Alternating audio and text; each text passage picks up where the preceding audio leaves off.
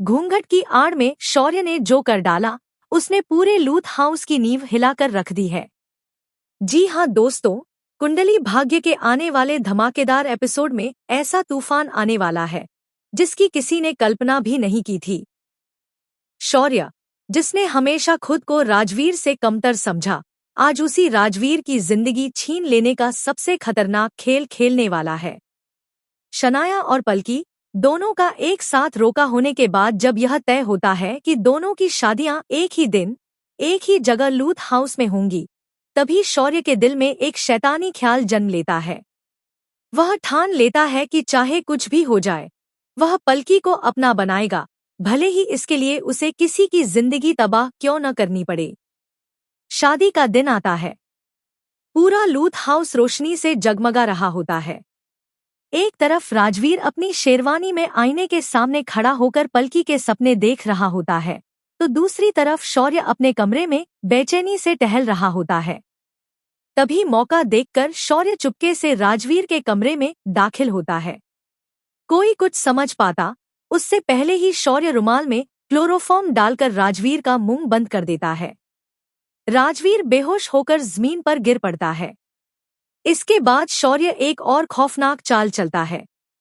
वह राजवीर की शेरवानी पहन लेता है और अपने कपड़े अपने दोस्त सैंडी को दे देता है।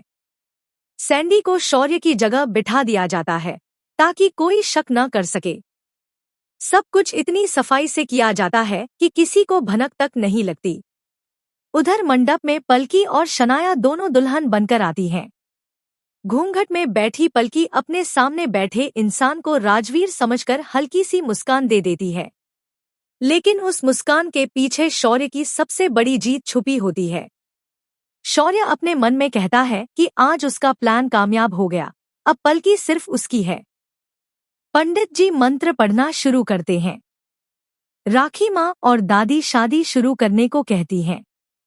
जैसे ही आहुति और फेरे की रस्म शुरू होती है, पलकी के दिल में एक अजीब सा शक पैदा होता है। आवाज, अंदाज और हावभाव कुछ अलग से लगते हैं, लेकिन वह खुद को समझा लेती है। इधर जैसे ही शौर्य और पलकी के फेरे पूरे होने को होते हैं, उधर कमरे में बंद राजवीर को होश आता है। खुद को बेहोश और बिना कपड़ों के देखकर राजवीर के पैरों तले जमीन खिसक जाती है। उसे आखिरी बार शौर्य का चेहरा याद आता है और तभी उसके दिमाग में सबसे भयानक सच्चाई कौंध जाती है। गुस्से और डर से भरा राजवीर दरवाजा तोड़कर नीचे दौड़ता है, लेकिन तब तक बहुत देर हो चुकी होती है।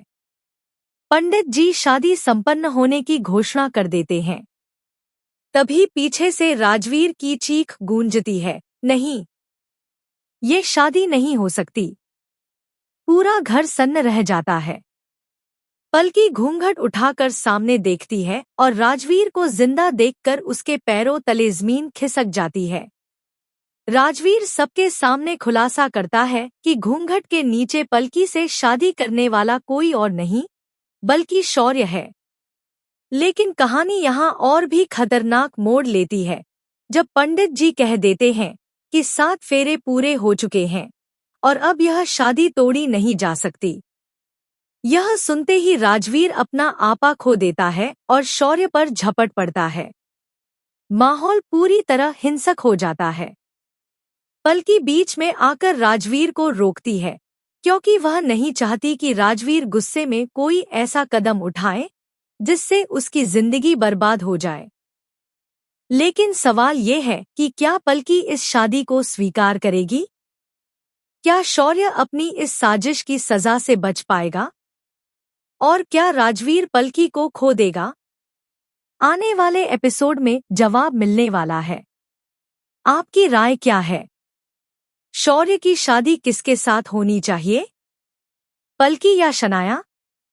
और क्या यह शादी वाकई मान्य रहेगी?